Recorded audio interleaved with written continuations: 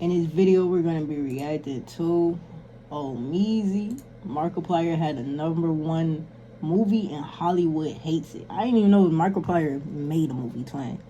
But hey, man, we finna get straight into it, bro. Yeah. A horror movie was beating out major releases from the major studios, and it was all financed by one guy, and that's a YouTuber. I see that one in your eyes. Yeah. For one purpose. Do we run alone in the one? Beginning with the sun. Cruising depth in roughly 1. Standby. For those of you who don't know, that is Markiplier, an OG in the YouTube game. He's been around for a very long time and has built up a... Man, Markiplier been around what? Same around Corey, Jacksepticeye, PewDiePie, all them niggas. Shit, they been around for a minute. Cult-like fan base that consumes whatever he puts out whenever he puts out. And he decided to follow his passions and chase his dream. He's not an algorithm addict. He's not making a title or a thumbnail for, fan enjoyment that's just casually scrolling through YouTube's homepage. He wants to make movies and not just star in them. He wants to self-finance, write, direct, edit, and executive produce them. See, that's isn't tough. Some creator cameo where you walk on screen for 2 seconds, show your face in an attempt to just grab a bunch of those eyes that Hollywood normally does. No. This is a replacement of the entire pipeline. If you're new to this channel, please make sure you hit that subscribe button. It goes a long way. Now, back into the video. If you're a film aficionado, you know that most parts of the movie making process are done by different people. There's somebody financing it, usually a big company. There's writers, there's directors, there's editors, there's executive producers. But this time it's a little bit different. Markiplier, the YouTuber, isn't just an actor in the film. He's doing everything. The director's cut, because as the director, I'm also the editor, so I edited that down. But I would love to talk in depth about my editing decisions and go through the timeline with you guys at some point. I know that'd probably be a more boring kind of thing, but at the same time, it's something, it's part of the process, right? It's part of all of it. The reason why this is different is because of 2 things. One, when you say YouTuber, you usually think of reactionary content creator, commentator, maybe a guy that does Mr. Beast type videos or whatever the case may be. So this is a totally different step. The stakes have been raised in the content creation game as of late, but what Markiplier did is take on a whole new concept that hasn't been done before. And 2, the movie making process is bloated to hell. Just last month, I believe I heard Ben Affleck talk on the All the Smoke podcast about why the movie industry was dead, and a lot of it was due to just bloating when it comes to making the movies. What do you say to the people that say Hollywood is dead, it's too expensive to make movies out here? Sadly, there is some truth to that. And part of it's, you got people that want to work and, and that are really willing, especially like here in town, but then, it can cost more in California. The big thing is that other states or even other countries give these tax breaks. So then it's like you can't compete with that. So all of a sudden, and then they'll be, okay, New Mexico, Massachusetts, Louisiana, Georgia, but then they also disappear. It's kind of whack-a-mole, and everybody, or London, like the UK gives out. That's why all the superhero movies are all made in London.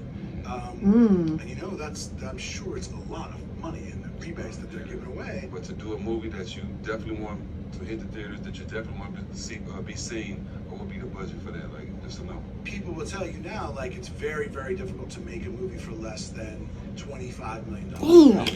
Whoo! 25 mil to make a movie? Just to make it. Mind you, gotta pay all the actors in the movie too. Damn. And 25, and it can go up very quickly as soon as you got a big stunt unit or big action stuff or visual effects. And here's the thing with theatrical, which is why it's very hard. Like, you spend about the same amount that you spend on the movie to advertise the movie. So if you spend $25 million to make the movie, you $25 million to advertise the movie. So now you got $50 million into the movie. And from the movie theaters, you get back roughly 50%. So if a movie makes $100 million, right, you getting back that 50 that you spent. So really, you ain't make a profit.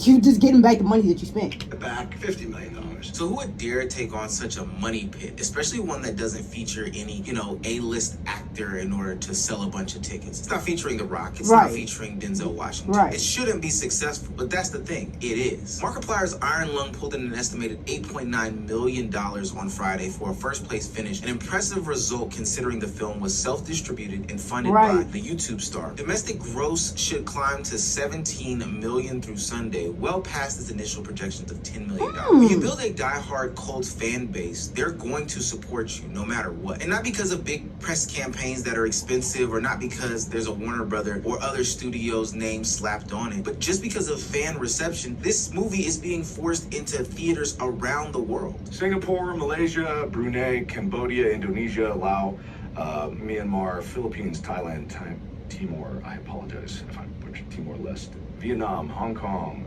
Macau, South Korea. So that's the initial.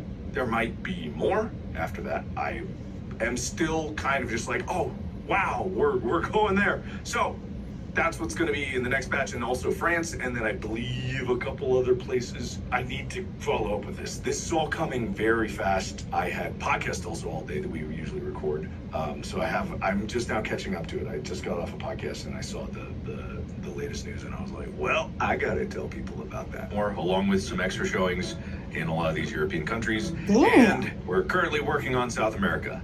That's Not tough. 100% sure about that one, if it's going to be there by Friday, but they're translating the captions right now. I don't think people realize how big of a deal this is. The last video that I dropped talked about Black Boy Max and how he was treated. And so I ain't even gonna lie, this is tough. Like, from Markiplier to be, mind you, a YouTuber. And in that last video, I actually just reacted to that video. We was talking about how it's hard for like streamers or content creators to break out into other creative spaces. So I ain't even gonna lie, for him to, mind you, have produced this whole movie all on him, like by himself. He said he edited, directed it, he acted in it. For it to be making 7 million more than the projected amount, that's actually tough. And for him to be broadcasting this movie in all those European countries and also about to get into South America, that's tough though. At the Grammys, and I saw a lot of the comment section, and people were saying that this isn't some sort of disrespect, but more of a realization that, you know, streamers are still streamers, content creators are still content creators, all these things are still true. But in real time, this is disproving any narrative like that. This doesn't have any backing besides Markiplier himself, and it's going worldwide. Why? Because people want to see good product no matter what. There's no connotations behind who it comes from. There's no stereotypes about the person that is sitting behind the computer editing or making this film. It's just about good product being rewarded. When I say rewarded, I mean it's being rewarded handsomely. It was a $3 million budget on this movie, and that's translated into a $21 million box office smash. It's outperformed major works by the different studios like Disney, who made a movie called Sin Help, which was produced by Sam Raimi, and also Melania, a documentary about the president of the United States' wife, Melania Trump. These should be things that Markiplier shouldn't even be in competition with, but he's knocking them out of the water. Numbers come in today. Iron Lung's the #1 movie in America. The #1 two-time champion. We're back, baby. Nothing better than a comeback. You know, we couldn't make it too easy on them. We had to you had to let them have their moment. You know, you gotta have a little moment, and then back, #1 again, baby. Two-time champion. That's what I'm talking about.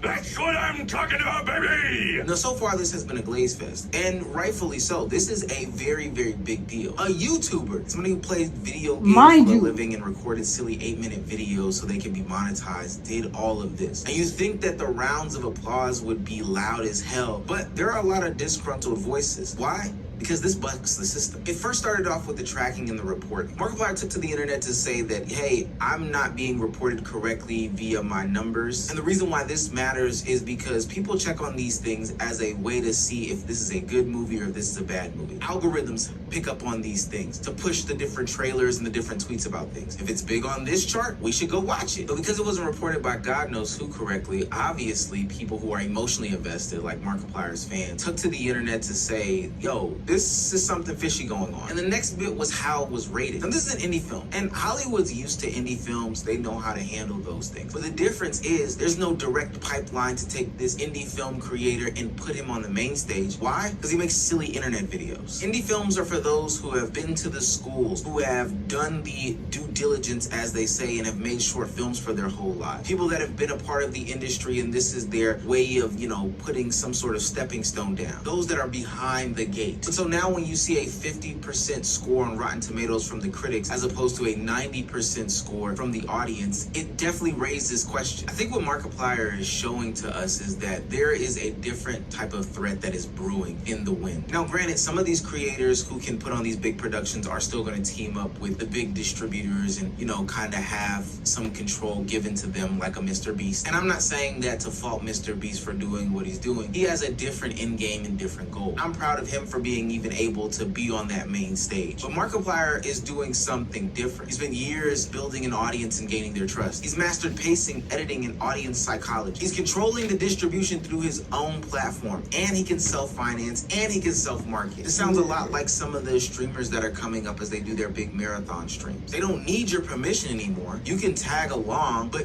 we don't need you to greenlight stuff. Whether it be Kai Cenat, whether it be Drewski, whether it be RDC, I can see a lot of creators in the future going about building their own and not needing these big platforms anymore. We can come together on a partnership deal like Pat McAfee and ESPN, but that doesn't mean that I need you in order to make the ship run. Now, the whole controversy is probably more based in some sort of misunderstanding, but I think there is a bigger picture in this conversation. There's some new energy flowing into the content creation / creative space, and it's challenging the old ways. Creators can now bring their own funding, they got their own fan base, like Kai Cenat and his Vivette brand. Like Kai didn't, and that was like more so the problem. Like I think it was actually on Ohmeezzy video. He was saying like how these, you know, these brands that's been around for so long, these European brands that have worked so hard to make their name, they're not going to be so inviting. But it's like, Kai don't need to ask y'all permission. Same thing with Markiplier. I got the money to make this happen. I have the fan base to make this happen. I can make this happen. Like, I don't need y'all to make this happen for me. Their own audience and bring their own distribution. Exactly. The old heads have got to watch out. But this isn't the best I can do. I got years before I'm going to show you the best that I can do, because every single project that I'm doing is going to be a stepping stone to getting better. And it's like, finally, I can feel like I have a foothold to start climbing again. My prediction for the future is that a lot of creators are going to see what Markiplier is doing. And I feel like they're gonna also want to take that other creative path that they want to do. Like, content creation was like the first path. That don't mean like later down the line, just because I've been streaming for so long, I ain't gonna want to, just because I'm making content for so long, that I'm not gonna want to do other creative things. And I feel like Kai and Markiplier have been showing the creative space, or the creative side of, like, the creative people, the content creation people. Hey, we can do more creative things than just content creation. Like, we can make our own clothing brand. We can start making movies. Like, we can do other creative things than just stay in what Kai said, a box that people put content creators in. Apply it to themselves. I'm seeing a bunch of mainstream media outlets panic and try to figure out what's next for them. And it's making them take drastic decisions like getting your favorite show off the air, or recycling this movie over and over again, or bringing in new people to these different radio stations, online presence, all this other stuff like that. They're scrambling to try to figure it out. Meanwhile, content creators are growing on a day-to-day basis and looking to replace them, not by getting down with them and laying down with them, but building their own platforms and then having that be the thing that people turn to. Part of the reason why I even built out this set in my room is so that I could have my show be picked up. Not that I would be like the internet's Wendy Williams. I know that sounds crazy, but follow me for a second. I see all these attempts at these daytime talk shows by all these legacy celebrities, and I thought to myself, hey, if I build this up and get enough recognition, I can ultimately be picked up by a major network and then put on their platform. But just the other day, I saw the Sherry Shepherd show get canceled, and I said to myself, you know what? Why do I need to be that? Why do I need to chase the industry route? Why can't I do the Markiplier effect? And this is what I was talking about in the last video with Black Boy Max. I don't need to conform or get down with mainstream media. I can build an audience that trusts my word and will come back to watch me over and over again. I don't have to clean up. I don't have to conform. I don't have to do all these different things. I can be me, talk about what I like to talk about what you guys like to talk about. And then ultimately, I will be the Wendy Williams of the internet who stays on the internet. And when I do projects that are distributed however they may be, I don't need to rely on major funding. Markiplier didn't just make a movie, but he inspired a generation of content creators to take the independent route much more seriously. Because honestly, that corporate route is not the good look that you think it is. Hey, spinning, bro. Hey, man, if y'all enjoyed the video, bro, you already know what the fuck to do, man. Like the video, subscribe to the channel, turn on post notifications, y'all boys new, man. Hey, Markiplier, hey, I won't lie, him getting his video this worldwide has, like, that's tough. Like, that is tough as fuck, bro. And we gotta start giving flowers and credit when credit is due, gang. Like, no bullshit. We really do. Hey, man, if y'all enjoyed the video, bro, you already know what the fuck to do, man. I already just said it. I'm gonna catch y'all in the next one. Yeah.